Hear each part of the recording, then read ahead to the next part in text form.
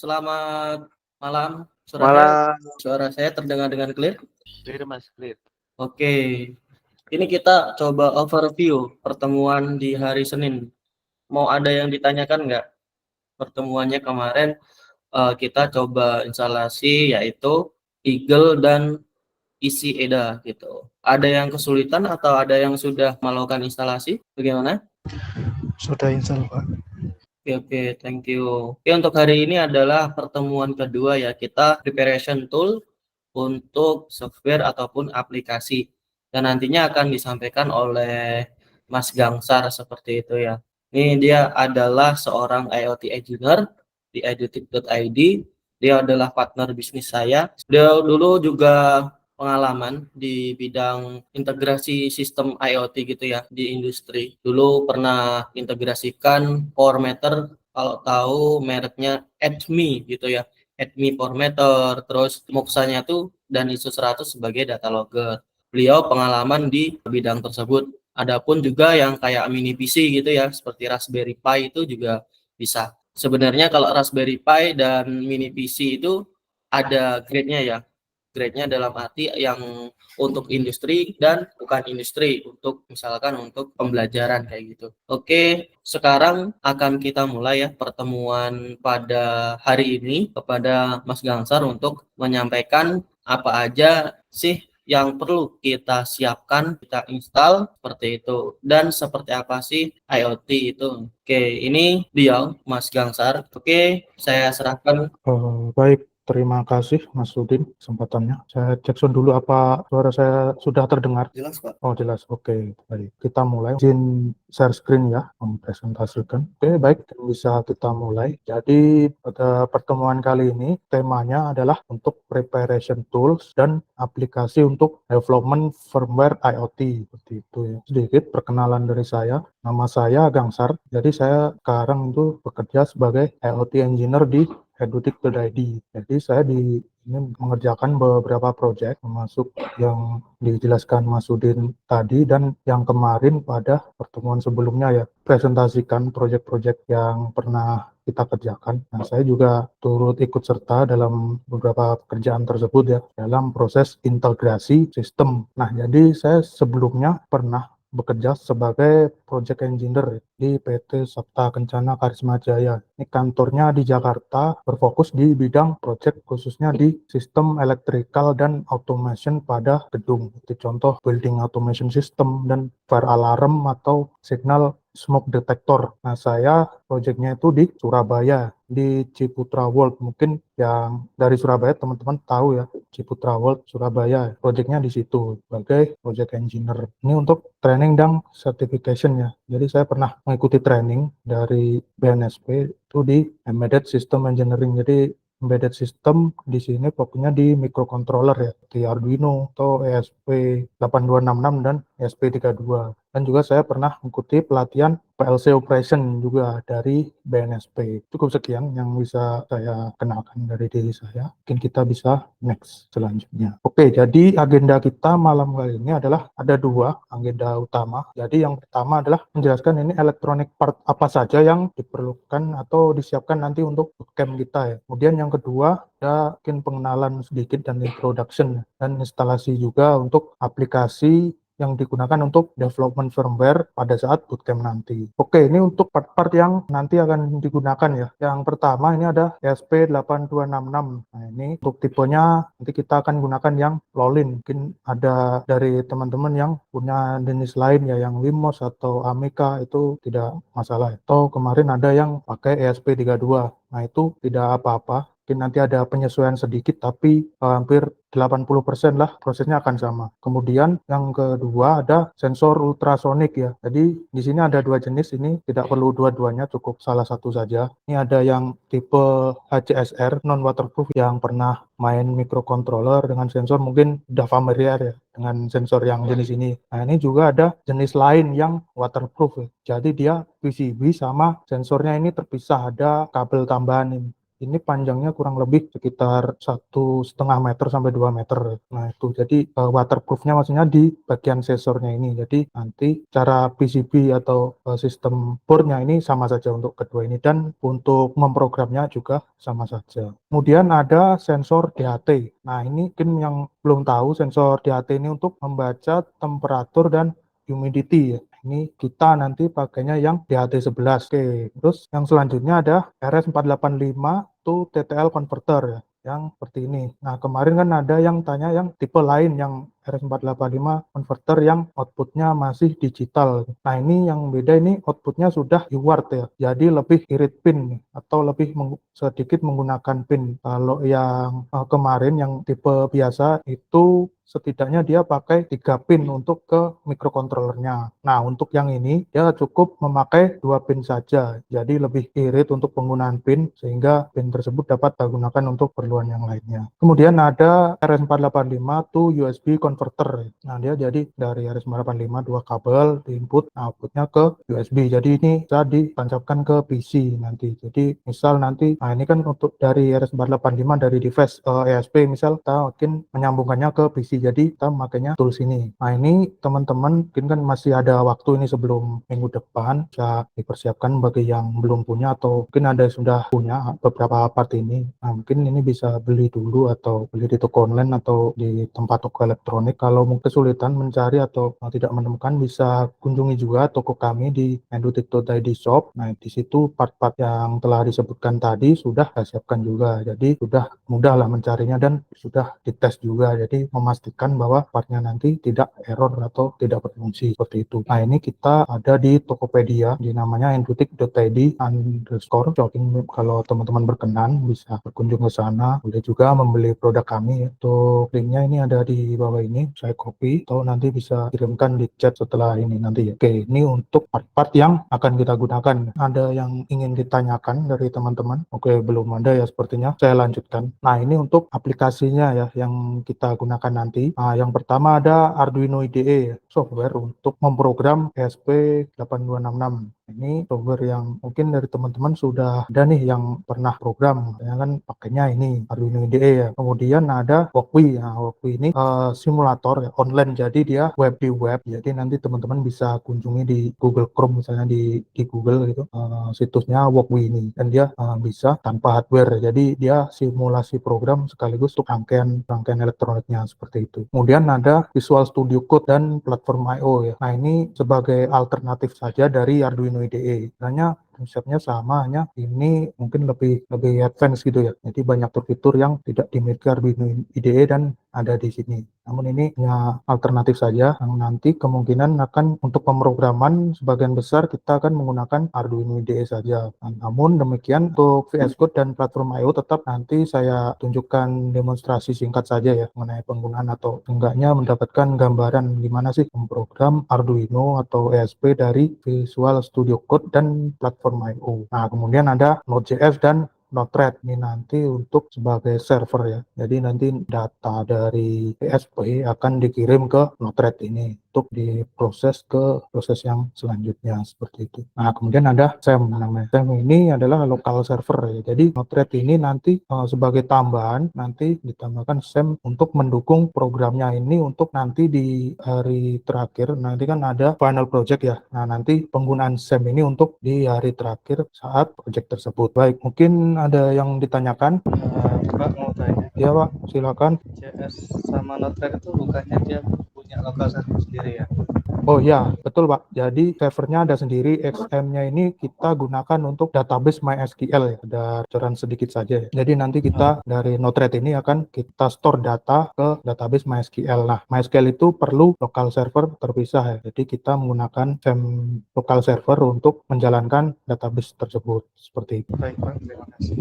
Oke, sama-sama Pak. Saya lanjutkan. Baik, untuk pertama, ini ini pengenalan Arduino. Mungkin ada dari teman-teman yang sudah pernah menggunakan aplikasi Arduino IDE ini. Namun ini sebagai refreshing saja, atau mungkin ada teman-teman yang lain yang belum pernah menggunakannya. Nah, jadi Arduino IDE itu apa? Arduino IDE itu adalah sebuah Integrated Development Environment. IDE itu singkatnya kayak ini. Atau jika dialihbahasakan ke bahasa Indonesia artinya lingkungan pengembangan terintegrasi. Nah, terintegrasi ini apa? Jadi dia bisa membuat program, kemudian menguploadnya, dan juga untuk debugging program juga. Di membuat program ini menulis coding, error checking misalnya. Nah, itu membuat dan verify. Kemudian untuk mengupload program. Jadi program dibuat dan di-verify, nanti akan di-upload atau di-flash ke unit microcontroller ya. Nah, setelah di-upload itu kan kita dalam namanya pemrograman pasti ada yang ketemu atau namanya bug atau permasalahan error seperti itu ya. Nah,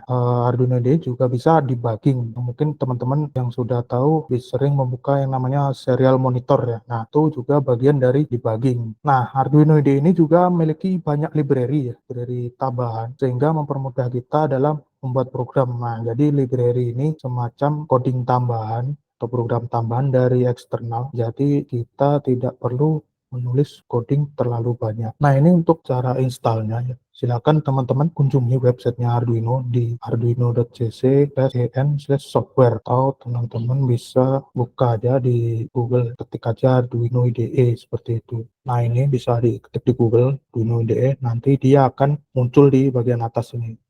IDE. Nah, ini silakan teman-teman klik aja. Nah, dia akan membuka halaman Arduino software. Nah, ini ada banyak versinya ya. Ada Arduino yang versi 2.3, yang bagian awalnya 2, yang ada yang Arduino PLC. Nah, ini untuk yang baru install saya sarankan ke yang Legacy IDE, yang Arduino IDE versi 1.8.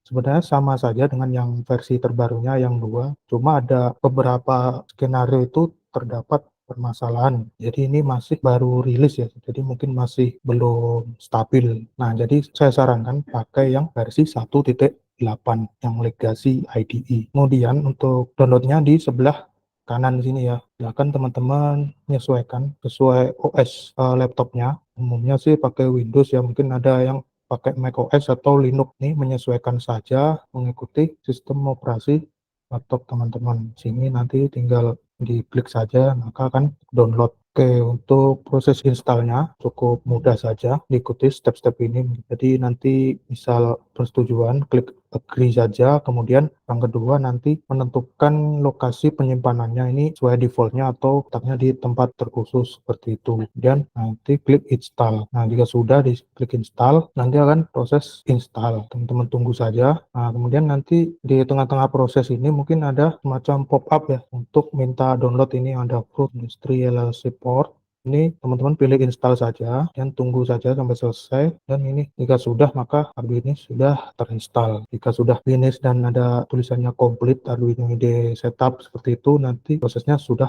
selesai dan bisa diklik finish saja. Oke, mungkin ada yang belum install Arduino. Saya rasa sudah banyak ini yang sudah pada install ya. Coba yang sudah install mungkin bisa ketikkan di chat nih, apa aja sih. Saya sudah Pak, udah install. Oke, Mas Arya, kemudian Mas Akmal sudah. Oke, ada beberapa yang sudah ya. Jadi ini diinstal saja, mungkin ada yang belum install, ikuti saja sesuai instruksinya. Tadi sudah ada di PDF yang dibagikan ya. Jadi misal nanti ada error mungkin bisa ditanyakan di sesi pertanyaan selanjutnya. Oke, ini ada bagian Arduino IDE. Ini ada verify code untuk memverify atau mengcompile code yang telah kita program.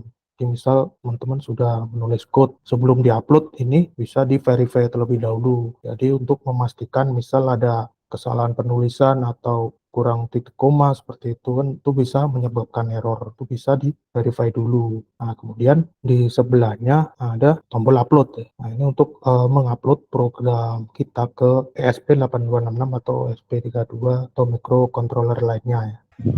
Sebelahnya ada new sketch. Nah, ini untuk membuat sketch baru. Jadi ini membuat program baru. Jadi nanti dia akan muncul nih program baru gitu. Nah, sebelahnya ini ada open sketch. Nah, open sketch ini untuk membuka program yang telah kita buat. Jadi seperti open open file lah seperti itu. Kemudian ada save sketch tentunya untuk menyimpan program yang telah kita buat. Kemudian di sini ada serial monitor. Nah, tadi kan yang saya bilang serial monitor, jadi ini fungsinya untuk debugging atau memonitor data dari ESP ke Arduino IDE. Jadi dia nanti mengirim semacam data, misal membaca suhu tadi dari sensor DHT untuk memastikan bahwa sensornya terbaca atau tidak. Nah, ini bisa kita gunakan serial monitor. Kemudian di sini, bagian sini ada terangan aplikasi. Nah, ini biasanya di sini ada tulisan, misal prosesnya kita verify, nanti dia akan keluar di sini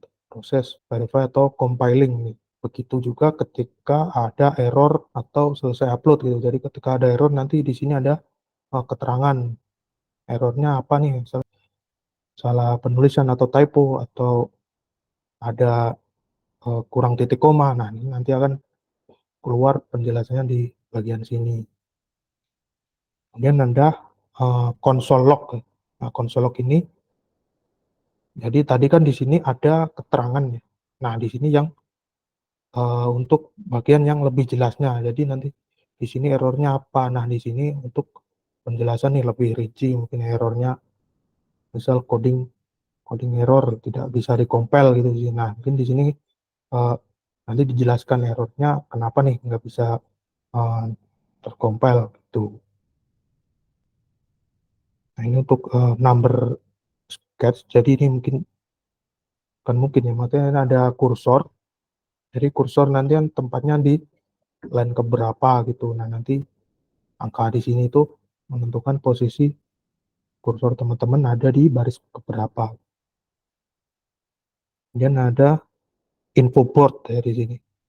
Info board, jadi nah ini ada tulisannya Arduino Nano. Jadi boardnya yang kita pilih atau yang kita develop ini menggunakan Arduino Nano. Nah, nanti kan pakai ESP gitu. Nah, nanti tulisannya di sini akan ESP8266. Nah, ini untuk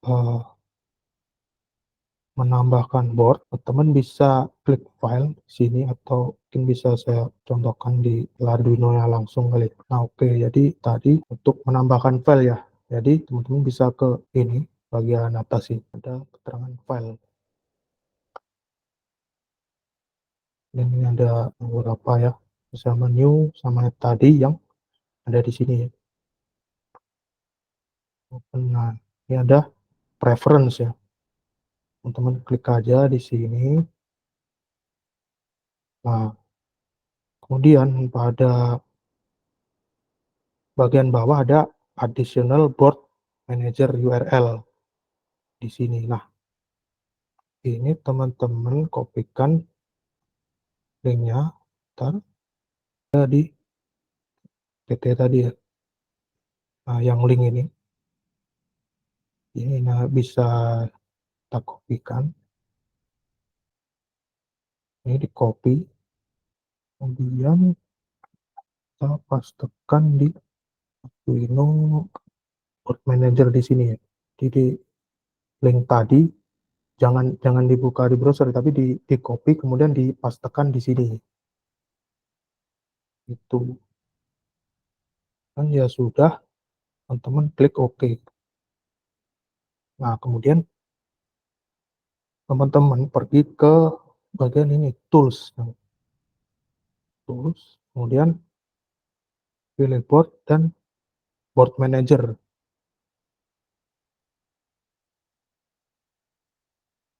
Nah, pada board manager teman-teman ketikkan nama nama board yang tadi ya, yang mana namanya ESP8266. Si loading. Nah, di sini teman-teman ketikkan ESP8266. Nah, nanti akan muncul dia nama boardnya ESP8266 by ESP8266 Community. Nah, ini berhubung saya sudah install, jadi ini ada tulisannya install ya. Nah, nanti jika teman-teman belum, nanti kan di bagian sini akan ada tulisannya install, teman-teman klik saja tulisan install di bagian sini. install, nanti dia akan mendownload dan menginstal board ESP8266 ke Arduino IDE seperti itu. Nah, jika sudah menginstal, untuk memastikannya teman-teman bisa klik di bagian sini tools. Nah, di bagian tools, kemudian di bagian board. Nah, jika installnya sukses, nanti dia akan muncul di bagian sini ya. Nanti berhubung saya sudah install beberapa board, jadi ada 4 board di sini. Nah, tapi teman-teman kalau yang baru install nanti ada 2 biasanya, Arduino Hardware Board dan ESP8266 ini. Ada 2 ini. Seperti itu. Nah, sampai sini untuk install boardnya sudah berhasil. Setelah install board, nanti teman-teman bisa import library online. Library tadi kan seperti yang saya jelaskan di awal, jadi dia macam atau coding tambahan ya dari orang lain. Jadi dia mengupload codingnya di forum Arduino gitu. Nah, kita bisa mendownload codingan tersebut untuk diimplementasikan di codingan kita. Nah, untuk import, teman-teman bisa pergi ke bagian atas ini, namanya Sketch. Kemudian Include Library. Kemudian Manage Library.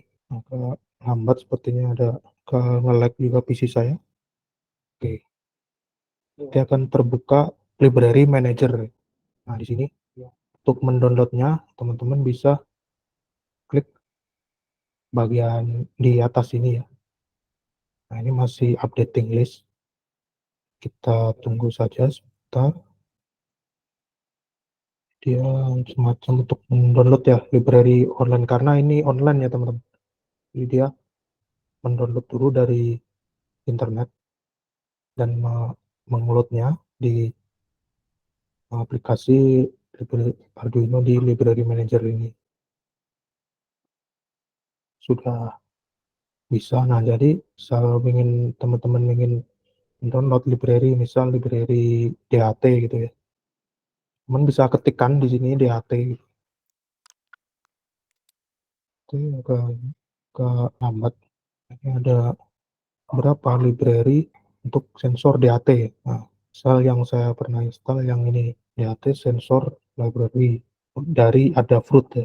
Ini berhubung install, jadi keterangannya update-nya. Misal kalau library yang belum diinstal macam ini bawahnya, nah dia akan ada tulisan install di sini ya. Dan juga ini ada version, jadi teman-teman bisa milih nih version yang library versi berapa yang ingin diinstal gitu.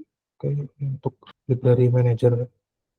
Nah, selain import library langsung dari Arduino IDE, nah teman-teman juga bisa import library secara langsung ke filenya. Jadi teman-teman download dari internet, misalnya dari blog atau dari grup Facebook atau gimana itu misalnya. Nah, teman-teman nanti filenya biasanya berformat zip ya. Nah, itu teman-teman unzip dulu atau dikeluarkan dari zipnya.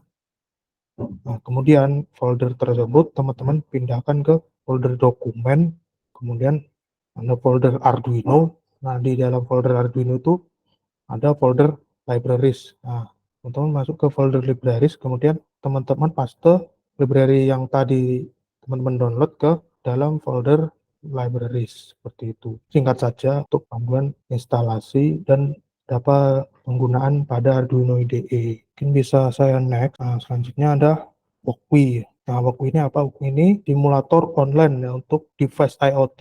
Nah, jadi dia mirip Arduino IDE, bisa memprogram nanti di bagian ini. Jadi ini di halaman websitenya ya, tampilannya seperti ini. Ada bagian untuk membuat program di bagian sini. Kemudian di bagian sebelahnya ini untuk simulasi hardware-nya. Jadi misal ini ada ESP, nanti ada sensornya gitu, terus kita wiring sensor tersebut dengan Walkwi. Nah, untuk codingnya teman-teman tulis di bagian sini. Nah, nanti dari coding dan hardware ini bisa dikompil dan dijalankan secara langsung gitu. Jadi misal menyalakan LED gitu. Jadi ini di sini program menyalakan LED. Nah, di sini nanti teman-teman wiring ada lampu gitu disambungkan, misalnya programnya LED berkedip gitu. Nanti pada hardware-nya juga berkedip sesuai program yang teman-teman buat di program ini. Nah, untuk membuat projectnya teman-teman bisa buka situs walkbee.com. Nah, ini situsnya walkbee.com. Nah, setelah teman-teman masuk di sini, teman-teman bisa login dulu di bagian sini ya. Tulisannya sign in atau login. Sign in nanti teman-teman klik saja login pakai akun Gmail teman-teman ya. Nah, fungsinya kita login ini untuk apa? Jadi, misal teman-teman buat project nih di Workwe. Nah, dengan login, jadi teman-teman bisa menyimpan program yang teman-teman buat tuh. Nah, ini di bagian bawah sini ada board ya. Jadi tidak hanya SP32 saja, ada Arduino, STM32 dan Raspberry Pi Pico ya. Saya klik SP32. Nah, di sini juga ada simulasi ya, atau contoh-contoh yang sudah pre-built seperti itu ya. Jadi ada rangkaian wiringnya di sini, contoh WiFi scanning, NTP clock, ada SP32 HTTP server. Nah, ada juga yang MicroPython ini. Jadi dia bahasa pemrograman C++ seperti di Arduino ya. Jadi dia pakai bahasa Python. Dan ini yang starter template, ini yang kosongan saja. Kita klik ini. Nah, dia kan terbuka. Nah, ini masih kosong, belum ada apa-apa. Nah, jadi di bagian ini atas pojok ini ada sketch.ino. Nah, ini format filenya sama dengan Arduino ya. Jadi dia memakai format .ino ini. Program dari Arduino akan kompatibel dengan Walkbee. Kemudian di sampingnya ada diagram.json, bisa diabaikan saja. Kemudian ada library manager. Nah, ini untuk import library online ke project Walkbee kita. Jadi sama dengan Arduino tadi. So, DHT sensor. Nah, dia akan menginstal library di project kita seperti itu. Nah, kemudian dari bagian hardware di sini, ini ada SP32, kemudian di bagian pojok ke kiri atas ada 3 tombol ya. Jadi ada yang ini yang warna hijau untuk start simulation. Kita klik saja. Nah, dia akan mengcompile project. Nah, dia di bawahnya ini juga ada serial monitor juga ya, sama dengan Arduino. Ini dia akan menampilkan data sesuai coding dari kita yang kita tulis di sini. Kemudian ada tombol yang icon plus ini, kita klik. Nah, ini untuk menambahkan komponen seperti sensor dan aktuator. Misal ini ada LED atau push button, store, ada banyak main lengkap di sini. Ada OLED LCD juga, main lengkap. Teman-teman bisa coba banyak sensor ya di sini. Ada potentiometer, ada HCSR juga di sini. Ini jika ini kita klik saja. Nah, klik. Nah, untuk wiringnya juga bisa langsung disambung gitu. Bisa kita sambung saja langsung. Nah, ini 5 volt aja. Dan ada trigger pin. Kita ke sini 13 mungkin di sini. Dan ada echo pin ke 12 di sini. Ini ada keterangan ya pinnya, jadi DSP ini terkoneksinya di pin berapa gitu. Yang ada ground ini ke ground. Nah, seperti itu. Jadi kita bisa simulasi langsung di walkway ini dari rangkaian elektroniknya sampai ke programnya. Nah, misalnya sensor nih kita klik. Nah, di sini ada gambar tanda tanya ya. Nah, ini bisa teman-teman klik saja, buka website lain, lihat. Nah, dia akan menuju ke halaman documentation ya. Nah, jadi di halaman dokumentasi ini teman-teman bisa lihat nih, misal sensor ini HCSR 04 sensor ultrasonik. Nah, dia ada nama pinnya tadi kan VCC, dia voltage supply, kemudian trigger. Nah, trigger ini apa, dan echo, dan ada ground, ini ada terangannya, dan ini ada atribut-atribut juga, dan beberapa dokumentasi karena kita ketika merancang elektronik kan, apalagi yang desain engineering gitu ya, mungkin sudah terbiasa dengan uh, dokumentasi elektronik, atau mungkin biasa disebutnya datasheet ya.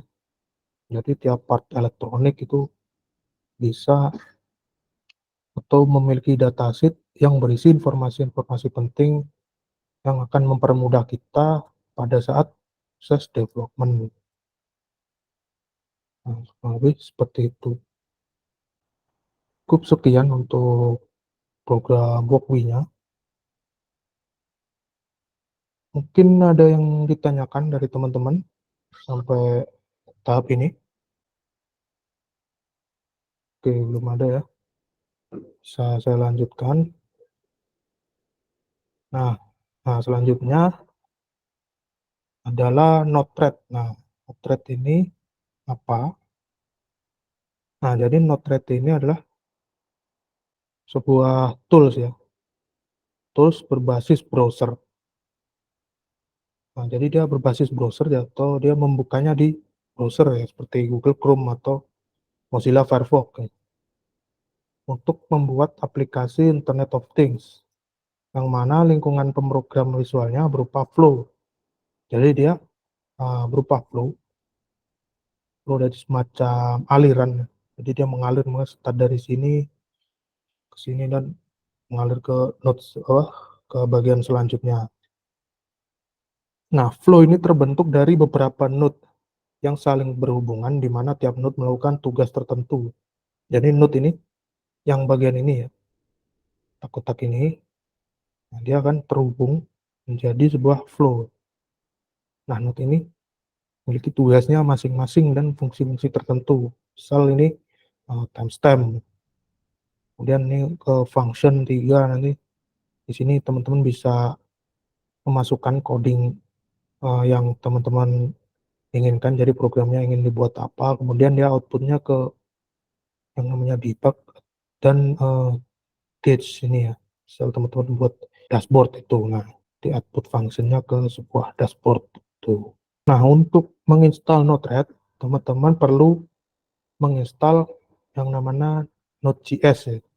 Nah, jadi Node-RED ini tidak seperti aplikasi sebelum-sebelumnya seperti Arduino IDE ya. Jadi dia berjalan di PC dan berjalan di server gitu. Seperti yang tadi siapa tadi ada yang tanya, memiliki server sendiri, betul. Jadi dia ada servernya sendiri. Nah, servernya Node-RED itu berada di Node.js ini. Jadi teman-teman perlu menginstal Node.js ya. Untuk menginstalnya, teman-teman bisa download dulu di websitenya Node.js di nodejs.org/download. Nah, kemudian teman-teman bisa download aja, kemudian setelah download nanti bisa langsung install aja. Installnya cukup mudah saja, tinggal ikuti step-stepnya seperti install aplikasi pada umumnya ya. Misal menambahkan ini klik accept ini, kemudian pilih file program, kemudian add path. Nah ini kalau ada yang belum tercentang, misal ini dicentang-centang aja, kemudian di next, install, tunggu sampai selesai dan finish. Nah ini untuk install Node-RED-nya ya. Jadi untuk menginstal Node-RED, ini teman-teman buka command prompt-nya ya, command prompt atau CMD mungkin ya nama lainnya. Nah teman-teman ketikkan ini npm install strip c, kemudian double strip unsafe strip kemudian spasi Node-RED. Nah, teman-teman ketik aja nanti di CMD-nya. Nah jika sudah diketik, nanti teman-teman enter saja dan dia akan menginstal sendiri. Ada semacam tulisan-tulisan ini. Ini ditunggu saja sampai selesai. Nah, jika sudah, dia akan tampilannya seperti ini. Dia akan muncul started flow. Nah, kemudian ada server no running. Nah, ini jika sudah running begini, artinya install sudah selesai dan aplikasi Node-RED-nya sudah berjalan. Jika sudah berjalan, teman-teman jangan menutup CMD-nya ya. Jadi cukup di minimize saja. Jika ditutup nanti Node-RED-nya akan tertutup juga gitu.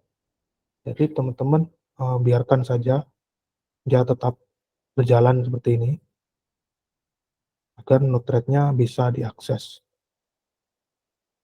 Nah, untuk mengaksesnya teman-teman bisa buka di browser teman-teman ya. Bebas saja pakainya Google Chrome atau Mozilla Firefox.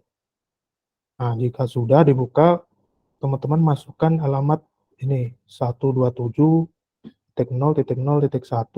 kemudian .2 1880. Teman-teman ketikkan saja di kolom pencarian, kemudian klik enter, nanti dia akan loading ya. Ketika loadingnya selesai, dia akan membuka halaman Node-RED-nya seperti ini.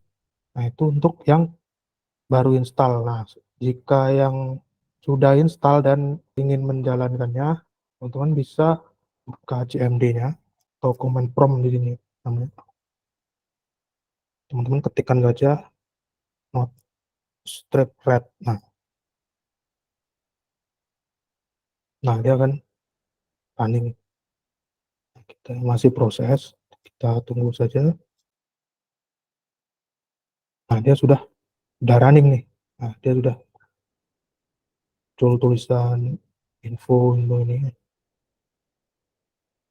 Nah, jika sudah tadi ke browser, dia akan loading. Nah, ini untuk flow-nya ya, atau halaman utama dari Node-RED.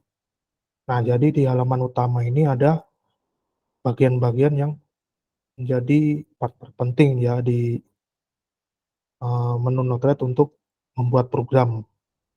Nah, pertama di bagian kiri ini yang ada banyak dan warna-warni namanya node. Nah, node ini untuk kita membuat atau menyisipkan program-program atau untuk melakukan pekerjaan tertentu. Jadi dari node ini kita tarik, kemudian geser, tarik, tahan, geser, kemudian lepas. Nah, dia akan berada di kotak ini. Nah, yang kotak ini namanya flow program. Jadi main program kita nanti posisinya ada di sini. Misal ini saya buat dari timestamp sudah ada program. Saya teman-teman klik saja. Misal dari sini Izin inject. bertanya Pak, Oh ya Pak, silakan. berarti kalau setiap kita mau mengakses Node-RED ini harus buka CMD dulu ya? Iya Pak. Setiap kita mau Ya, buka, selama berarti, nah ini tadi kan intinya misal Bapak laptopnya ini dimatikan ya, misal baru dinyalain nih. Nah, Bapak buka CMD lagi dan buka ini ketik start Node-RED-nya lagi gitu. Jadi pas setelah install ini Tadi jangan ditutup, cukup di minimize saja. Tuh, Pak. Oh, berarti kalau misalnya sudah terinstall nih, berarti kita Iya, kalau mau masuk ke mau buka ya misalnya si Node-RED-nya mau kita jalankan, berarti itu kita harus buka CMD dulu. Dan Chrome yang ada tulisan, yang ada kode tadi ya, ada kode tadi tuh yang 127.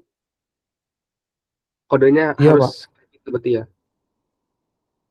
Ini IP ini, Pak, IP lokal ya. Dia biasanya tertulis di bagian CMD-nya, Pak. Nah, ini 127 ini default.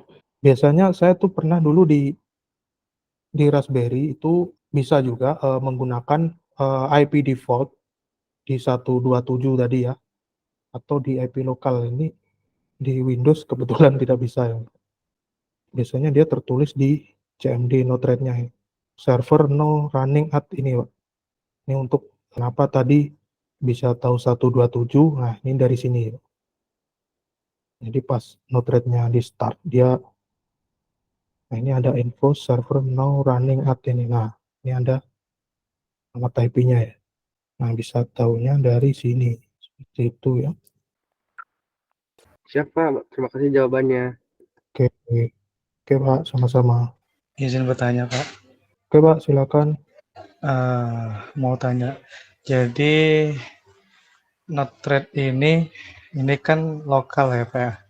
Nah, kalau Iya, kita mau kita jadikan online, itu apakah bisa pakai Ngrok atau ada hosting oh, yang ada Node-RED-nya seperti itu, Pak? oke. Setahu saya ya, kalau dia di online kan, dia bisa pakai VPS ya, atau server berbayar ya. Contohnya di AWS atau Microsoft Azure atau Google. Nah, Bapak bisa sewa ya atau beli VPS itu. Jadi kan VPS itu semacam beli server ya. Nah, nanti Bapak bisa beli servernya di penyedia layanan tersebut di AWS misalnya, Amazon Web Service. Nah, setelah beli nanti Bapak bisa install Node-RED-nya di sistem VPS tersebut. Kurang lebih begitu, Pak. Kalau ingin di-online kan. Oh iya, Pak. Berarti cari hosting yang mendukung Node.js gitu ya, Pak, ya? Yang bisa Iya, ngatur ada. sendiri. Iya, Pak. Untuk lengkapnya bisa dilihat di websitenya Node-RED. Di websitenya Node-RED, ini ada dokumentasinya ya. Bisa dikunjungi di nodred.org. Ya. Baik, Nah, Pak. ini untuk Kemudian ya, nah ini untuk izin bertanya. lengkapnya, Pak. Ya. Iya, Pak. Kalau pakai Docker bisa ya, Pak, itu ya? Berarti. Oh, Docker. Wah, ini bisa, Pak. Nah, berdasarkan dokumentasi dari websitenya ini, mungkinan bisa. Ya. Yang kedua, Pak, ini kan dia punya local server dan port sendiri ya, 880 ya. Kalau misalnya Iya, Pak. kita joinkan dengan SAM yang dia punya port sendiri, apa bisa, Pak? Berjalan berbarengan atau satu-satu atau bagaimana, Pak? Bisa, Pak. Berjalan bersamaan ya. Dulu saya pernah mengerjakan project itu, dia jadi bareng ya satu device, dia ada Node-RED-nya. Jadi Node-RED-nya lokal di mini PC itu. Terus ada database lokal ya. Jadi sistemnya mengirim data ke cloud, tapi dia ada database lokalnya itu. Jadi dia untuk menyimpan sewaktu mengirim data ke cloud itu gagal, dia akan menyimpan di database lokalnya seperti itu. Untuk data yang tidak terkirim itu hilang. Jadi dia di, ditempatkan di database lokal itu. Normal saja Iya, sih Pak. kalau saya kerjakan atau saya coba itu. Berarti paralel gitu ya. Dia Iya, Pak, ngirim ke paralel. Node-RED, kita ngirim ke database gitu. Oke. Iya, ini itu project dari Modbus ke Node-RED ya. Jadi di Node-RED itu dia setelah Node-RED ke server gitu, servernya klien kami gitu. Ngirim ke server itu ketika gagal, nah itu dia dia store data di database lokalnya. Baik, Pak. Mungkin bisa dilanjut dulu. Oke, Pak. Malam, Pak. Oh, Saya boleh lanjut bertanya, Pak? ya, Pak, silakan. Oh, em, jadi tadi kan kalau mau di cloud kan harus pakai AWS ya. Jadi saya mau bertanya perihal kalau misalnya nih sudah dikoneksikan dari Modbus ke Node-RED, terus dari Node-RED itu Iya. ke SAM, ke database MySQL-nya tuh. Nah, kalau misalnya yang MySQL-nya yang di hosting gitu, apakah tidak bisa diakses gitu? Maksudnya dalam bentuk website gitu, diakses online gitu. Apakah harus tetap dimasukkan ke AWS dulu gitu, semuanya, termasuk dengan ininya? Jadi ada node tadi yang node MySQL ya. Nah, di node MySQL itu dia ada input database dari hosting ya kemungkinan. Itu ada linknya, link database phpMyAdmin ya.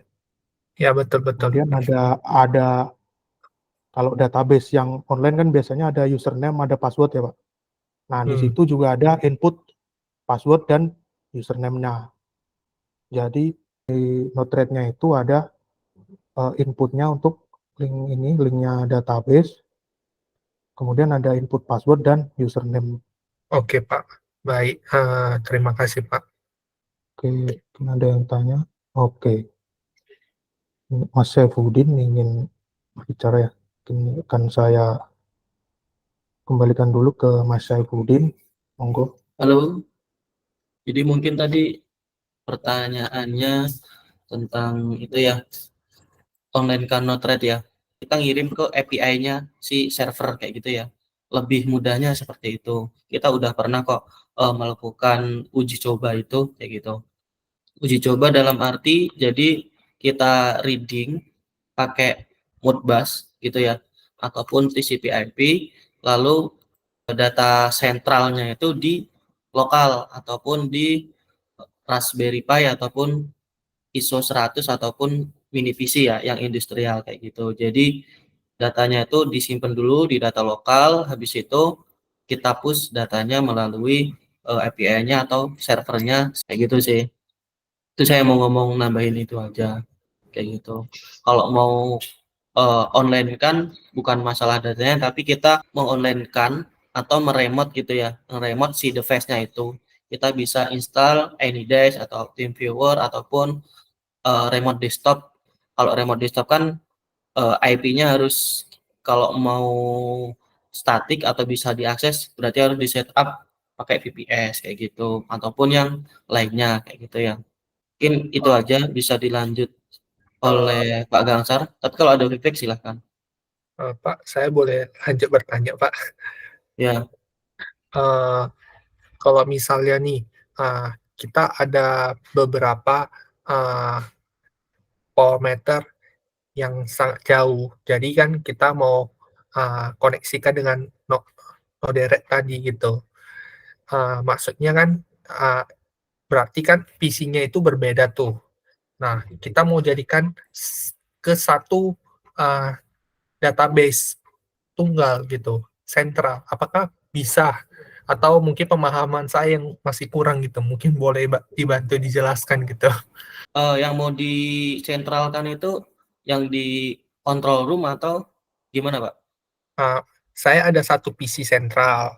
Terus Ya, ini parameternya kan di berbagai tempat tuh. Contohnya ada 5 di tempat yang berbeda dan dikoneksikan ke setiap parameter dikoneksikan ke satu komputer gitu. Jadi ada 5 komputer lah nih dengan satu komputer sentral berarti 6. Jadi oke.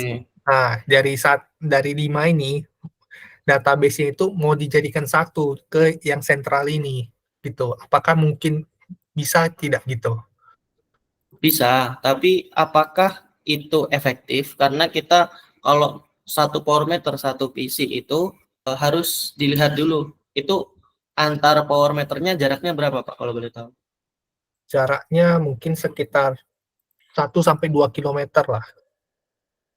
Oh, 1 kalau sampai 2 kilometer berarti metodenya servernya itu dikasih ID setiap device-nya kayak gitu. Jadi ketika formatter 1 itu ngirim ke servernya Bapak, itu harus ada ID-nya untuk mengidentifikasi bahwa si perangkatnya itu nanti bisa ke detect gitu ya di websitenya kayak gitu sih. Berarti harus dikasih ID-nya si setiap device-nya kayak gitu. Nggak harus pakai ke data center ya Pak. Itu nggak harus sih. Kalau mau ke data center ya berarti Bapak si PC-nya itu dijadikan database kayak gitu ya. Jadi misalkan database-nya Bapak itu nggak pakai VPS tapi pakai yang PC-nya Bapak kayak gitu. Itu kan bisa kayak gitu, Pak. Oke. Terima kasih, Pak. Berarti nanti ada dijelaskan juga ya pas di ininya bootcamp-nya atau tidak ya? Kalau bootcamp nanti kita akan coba antara si sensor, kita akan praktek ya, sensor terus ke USB Modbus gitu ya, terus ke PC dan Node-RED kayak gitu. Itu kita jelaskan secara rinci dan sangat jelas sekali kayak gitu. Oke, oke. Terima kasih ya, Pak. Tapi itu udah paham ya?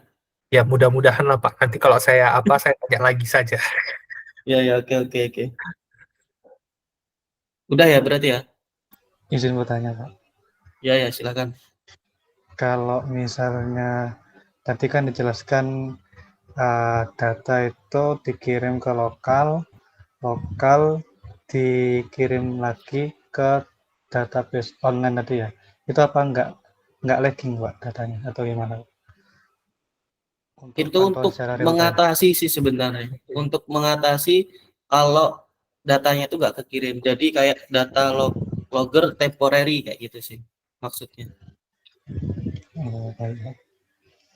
Kalau misalnya nih Pak, kita tadi case-nya kayak Pak Heru tadi kan, misal ada 5 titik sensor sama mikro, terus datanya dikirim ke pusat. Nah itu kalau pakai Modbus terus dikirim ke pusat gitu, terus baru habis itu datanya udah terkumpul baru dikirim bisa ya Pak?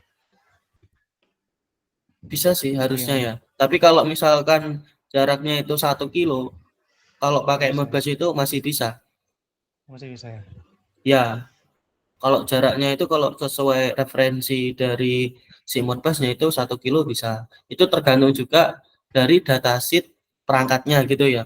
Karena kan di situ setiap perangkat itu ada limitasi untuk kabelnya kayak gitu. Dan standar kabelnya harus pakai apa sih kayak gitu. Baik Pak, terima kasih. Ini nanti dilanjut oleh Mas Gansar ya. Mungkin dia juga akan menambahkan materi. Saya juga cuma menambahkan aja. Baik, terima kasih, Saifuddin. Oke, bisa saya lanjut ya, teman-teman. Nah, tadi sampai di Node-RED ya. Nah, sampai di membuat flow ya. Oke, jadi membuat flow jadi kita tarik saja. Nah, ke sini. Ini ada timestamp nih. Timestamp ini untuk membuat dia inject time ya. Jadi dia mengirimkan timestamp. Nah, ini di bawahnya ada keterangan inject once after apa centang, kemudian ini inject 0,1 second dan kemudian dia repeat ya. Ini kita buat di interval. Dia repeat setiap 1 second. Nah, kemudian kita pilih node yang kedua. Kita pilih yang debug. Nah, debug. Kemudian kita klik deploy. Nah, deploy ini semacam untuk memverifikasi codingan yang telah kita buat ya. Dia akan successful deploy. Jadi dia sudah diverifikasi. Nah, pada bagian kanan sini dia ada pesan atau tulisan ya. Nah, bagian ini bagian debug tadi ya. Jadi dia mengirim data timestamp setiap 1 detik. Ini data timestampnya. Jadi debug ini sama seperti serial monitor ya, ada Arduino IDE. Jadi dia program, jadi teman-teman nanti misal buat program sebelum ke proses selanjutnya, ini disambung ke node debug ya untuk memastikan data atau program yang teman-teman buat ini sudah sesuai. Nah, kemudian ada ini setting di sini. Sini ada banyak. Ini yang saya ingin jelaskan di sini ada import. Nah, import ini untuk menambahkan node atau program dari luar gitu ya. Misal dari download dari internet itu. Nah, di sini bagian import. Klik. Nah, ini ya pilih file di sini. Klik saja di sini. Nah, misal ini. Nah, dia filenya ini berformat JSON ya. Misal ini flow, saya open. Ya, kemudian import to-nya bebas dia ke current flow atau new flow. Kemudian klik import di sini ya. Nah, karena saya ada flow line yang mirip, dia akan keluar notif ini. Nah, jika sukses nanti dia akan muncul notifnya. Ada flow nih. Nah, ini flow yang kita download tadi. Contoh saja. Nah, yang kedua adalah untuk ekspor atau mendownload. Jadi ada ekspor sama, diklik di bagian pojok ada garis 3 dan ada ekspor. Ini untuk mengekspor atau mendownload ya. Ini pilih yang ini atas current flow, kemudian export node atau format JSON ini. Pilih yang ini saja, export node, kemudian download. Nah, dia akan terdownload filenya. Nah, filenya akan terdownload seperti itu.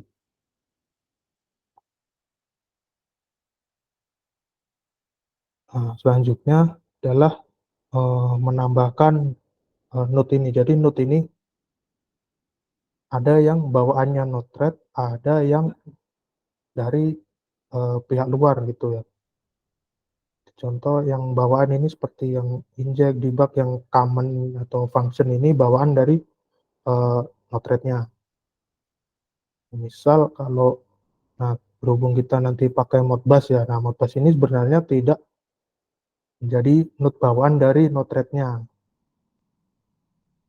Nah, ini misal ini ada node Modbus ini, mungkin teman-teman yang baru install belum ada nih node buat Modbus. Nah, untuk menambahkannya, teman-teman bisa klik di bagian tadi setting, pojok ini, kemudian di manage palette.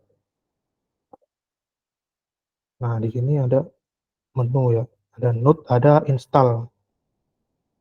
Nah, di sini node yang sudah diinstal ya, jadi ada beberapa node yang sudah saya install. Nah, nanti jika sudah ada node yang diinstal itu munculnya di sini. Nah, jika ingin menambahkan pada bagian atas, teman-teman klik yang install. Nah, kemudian ada search module. Nah, ini teman-teman ketikkan saja. Misal saya ingin mencari node Modbus ini. Nah, dia nanti akan muncul pilihan node dari berbagai developer ini atau orang yang berkontribusi membuat node. Nanti teman-teman cari aja, misal ini Modbus ini.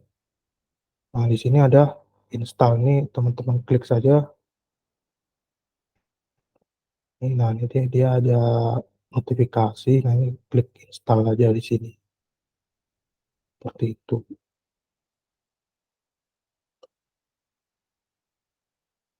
Oke, mungkin itu dulu yang bisa saya sampaikan dari Node-RED ya.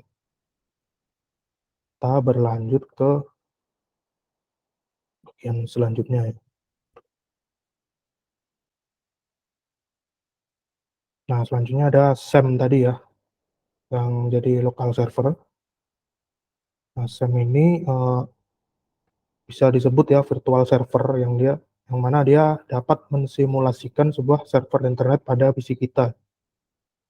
Nah, ini ada banyak, ada 5 jenis modul atau service ya. Tapi yang kita gunakan sebenarnya hanya 2 ya, yang Apache HTTP Server dan yang MySQL Database.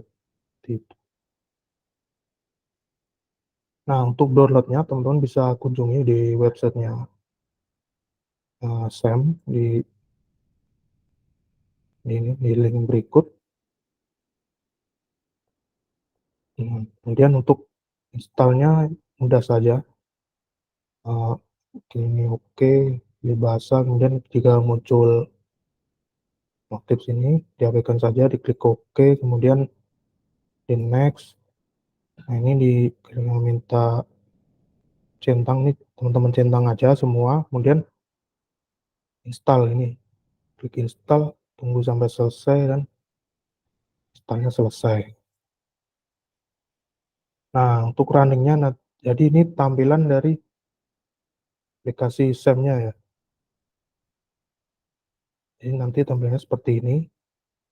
Untuk running, teman-teman klik yang bagian ini, start. Di sebelah jadi ini ada Apache, yang ini di start, kemudian yang MySQL. Nah, ini nanti diklik saja dan ditunggu sampai yang kotak di sini, tulisan modulnya ini berwarna hijau ya. Jadi ditunggu mungkin ketika baru diklik dia berwarna kuning, masih loading.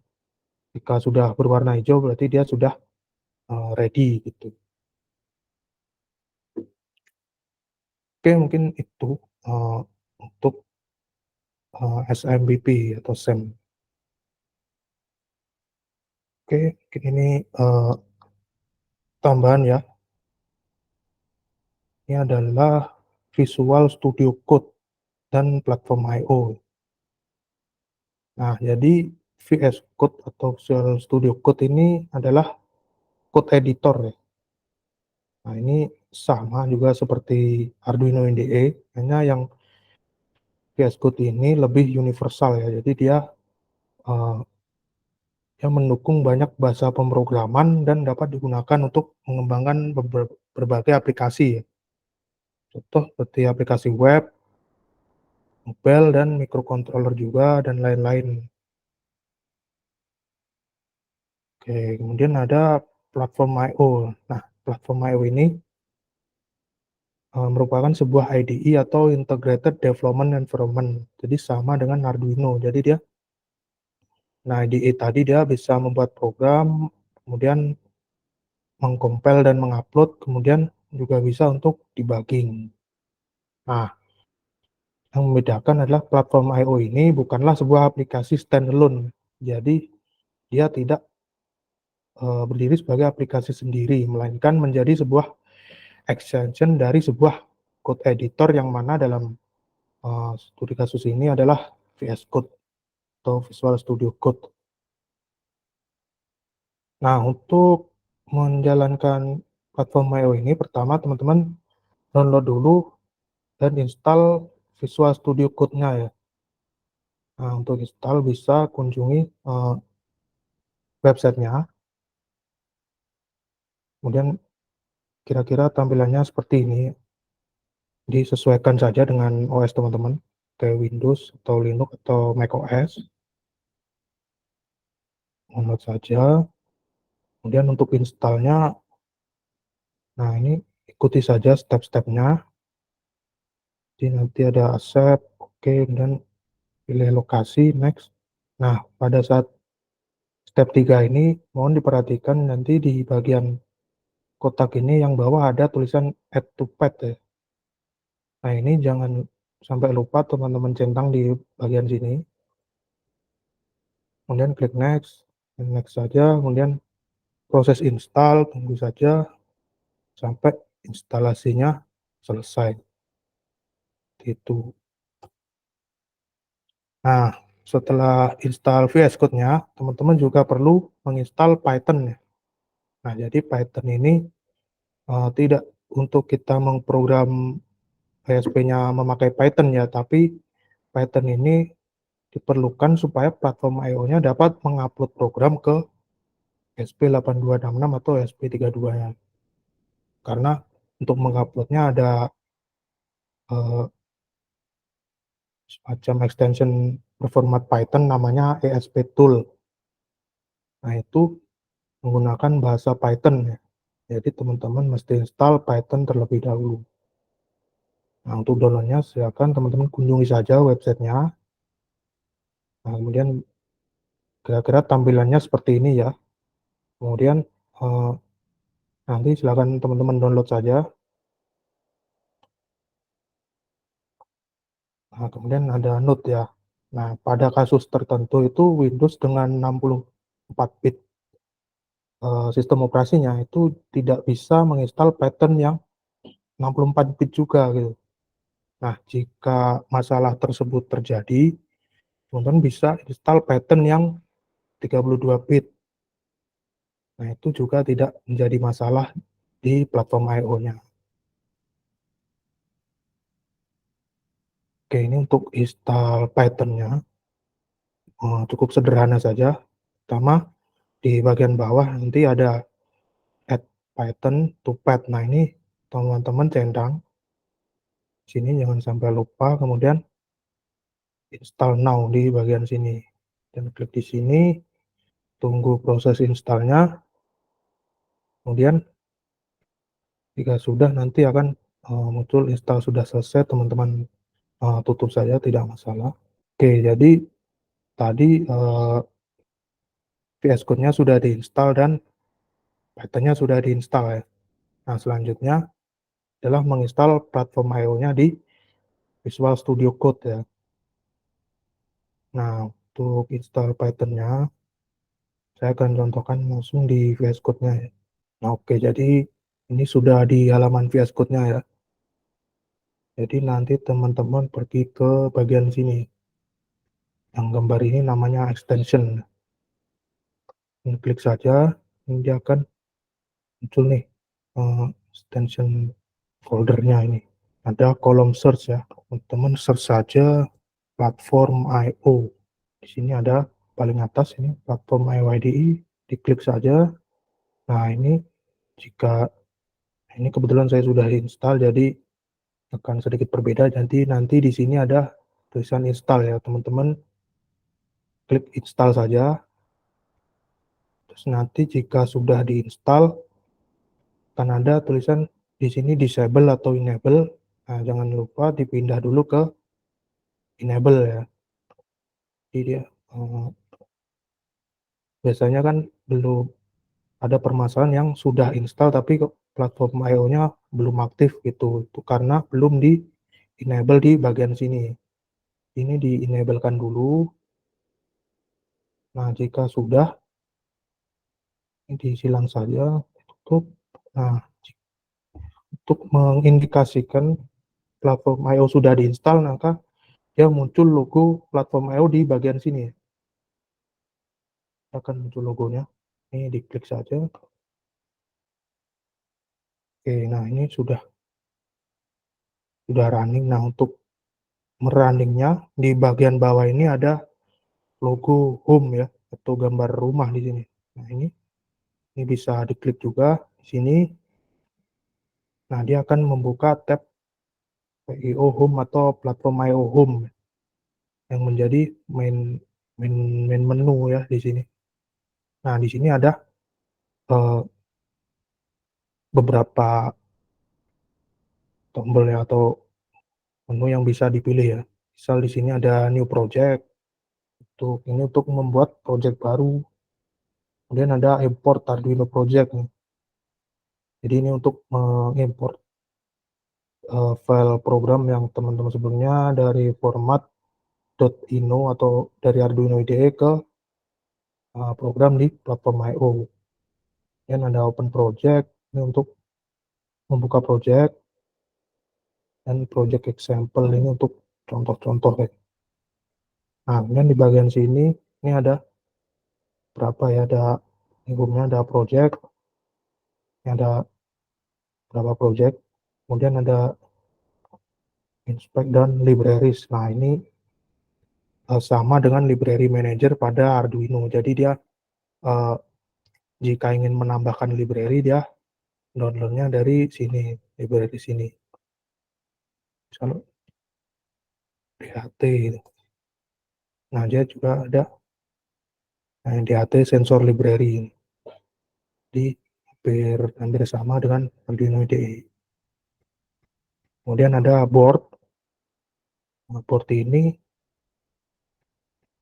untuk download board ya. Jadi board misal board dari Arduino atau dari ESP atau dari golongan STM ya, STM32. Itu bisa di sini. Lumayan banyak ya. Jadi sangat fleksibel sekali di sini. Dan ada platform, ini ada platform pengembangan. Ini ada untuk yang sudah di-download saja ya, di sini akan muncul. Oke, mungkin itu saja. Kita akan coba misal untuk membuat new project. Buat project, kita klik di sini new project.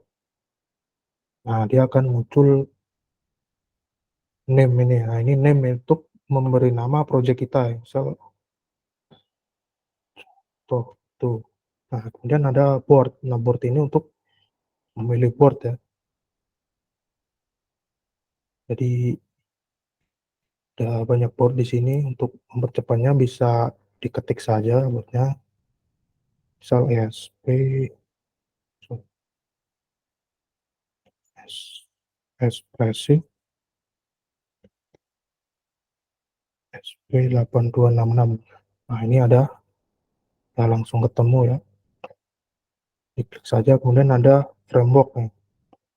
Nah, ESP8266 ini juga mendukung framework lain ya, selain framework Arduino. Nah, kita gunakan yang Arduino saja. Nah, ini untuk location. Ini jika dicentang dia akan default.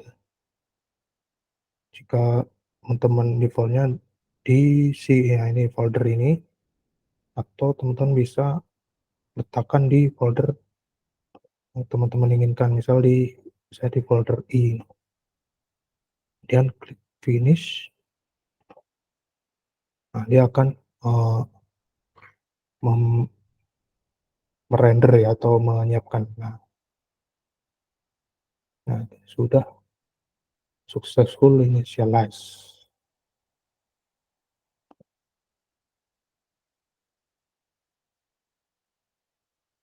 Oke, nah untuk membukanya tadi kan di folder I ya. Jadi di open folder saja. Open folder ini di sini ya. Tadi kan di PO Home di bagian atas ini Explorer. Kemudian di open folder.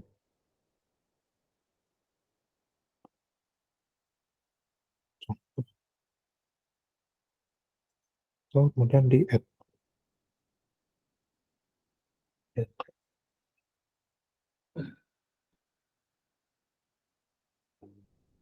Dia akan reconnecting karena dia juga online, connect dengan internet. Jadi untuk menyiapkan project dia juga perlu koneksi internet ya.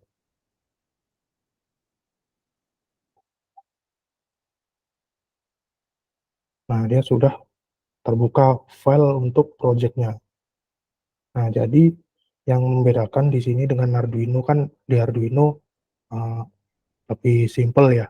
Jadi misal membuat project ya tinggal membuat project baru, dia sudah terbuka langsung atau bisa langsung membuat code ya.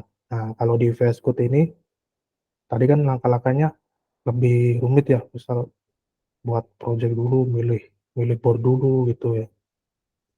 Nah, sama juga di menu home-nya ini, di bagian file project-nya ini juga terbagi menjadi beberapa folder di sini ya.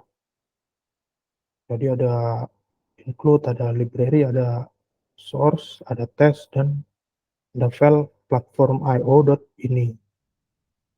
Nah, file ini adalah sebagai setupnya ya. Jadi dia, nah tadi kan kita milih ya platformnya di ESP8266, kemudian boardnya ESP12E dan FreeBook-nya Arduino. Nah untuk main code-nya letaknya ada di file source ini. Dan ada file namanya main.cpp. Nah jadi ini main code-nya ya. Jadi nanti teman-teman buat code-nya di file ini ya, file main.cpp ini. Ini sudah ada kode yang preset ini. Jadi nah ini ada include arduino.a. Jadi jika di platform IO projectnya wajib menyertakan include yang ini ya, include arduino.h ini ya, supaya dapat memakai fungsi-fungsi yang ada pada Arduino IDE seperti contoh pin mode, digital read, write, analog read dan write dan lain-lainnya seperti itu. Kemudian ada function. Nah, functionnya juga sama. Ada yang setup, ada yang while loop ya. Jadi sangat mirip untuk bagian codingnya kan. Karena kita menggunakan framework Arduino ya tadi pas setting di awalnya. Nah, kemudian ini sudah membuat code nih. Nah, untuk nguploadnya atau mengkompilnya bagaimana? Nah, ini di bagian bawah sini. Ada icon-icon kecil. Ini pada gambar centang. Ini untuk build. Nah, build ini sama seperti verify atau compile pada Arduino IDE. Kemudian sebelahnya ada upload. Nah, upload ini untuk mengupload program ke board ESP atau Arduino seperti itu. Kemudian ada ini biarkan saja dua, clean dan test. Kemudian ada sebelahnya ini serial monitor. Ini sama saja seperti serial monitor pada Arduino IDE seperti itu. Ini untuk build mungkin saya bisa klik di sini untuk membuat build-nya. Nah, dia akan ada terminalnya seperti ini.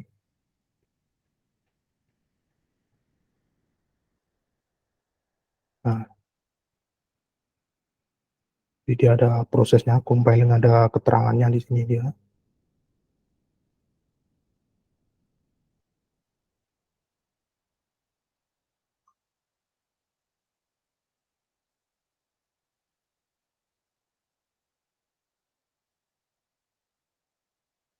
Ini lumayan lama ya untuk compile pertama kali karena dia masih mengcompile dari nol gitu.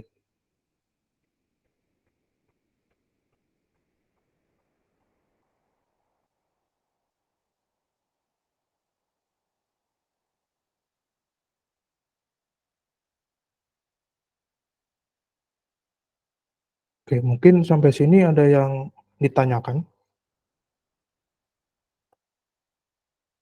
sembari menunggu.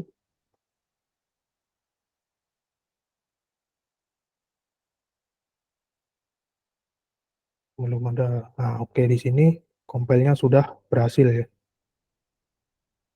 Artinya sukses di sini. Jadi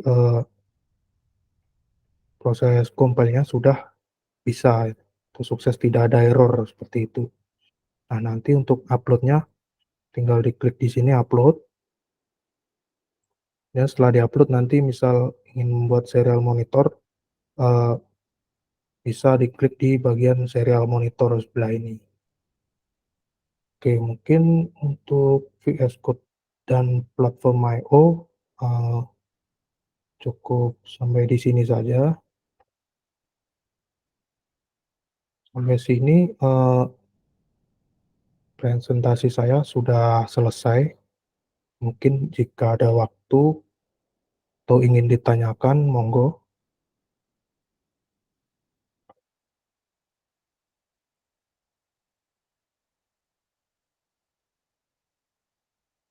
Oke, ya, tidak ada yang bertanya. Saya akan kembalikan ke Mas Saifuddin ya. Oke, Mas Saifuddin, saya balikan untuk persilakan kembali untuk melanjutkan presentasinya.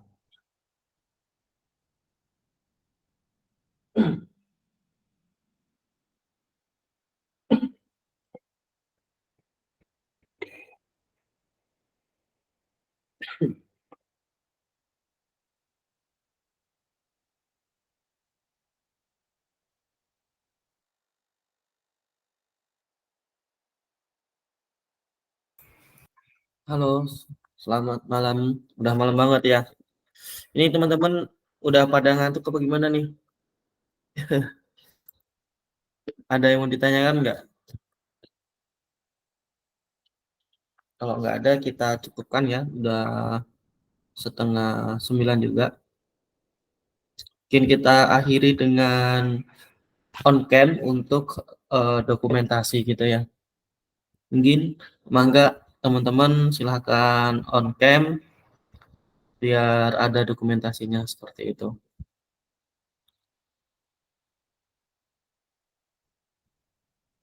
Sambil nunggu teman-teman yang lainnya.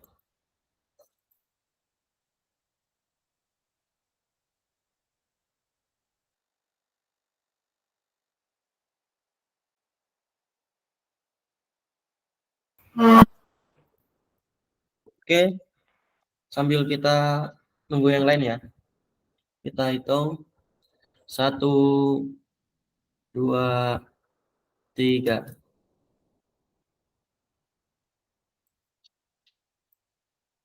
Ulangi ya, bentar. Ada Pak Dobi belum ikut join tadi. Bentar.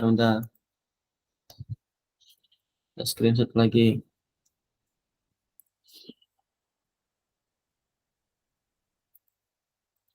Bentar. 1, 2, 3. Cheese. Ini terima kasih banget ya buat teman-teman semua yang udah join. Nanti akan kita kirimkan Google Form untuk responden prabootcamp seperti itu ya. Kita sampai bertemu besok ya. Kita ketemu lagi besok, jangan bosen. Karena besok yaitu kita akan install Modbus sama Highwell gitu. Seperti itu. Mungkin kita cukupkan sekian.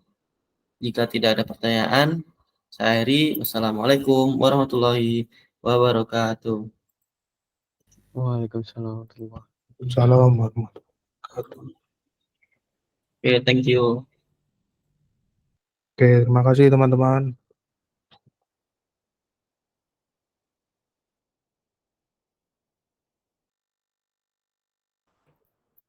Oke, sambil kita tunggu yang lain ya. Kita hitung 1, 2, 3. Ulangi ya, bentar. Ada Pak Dobi belum ikut join tadi. Bentar. Kita screenshot lagi.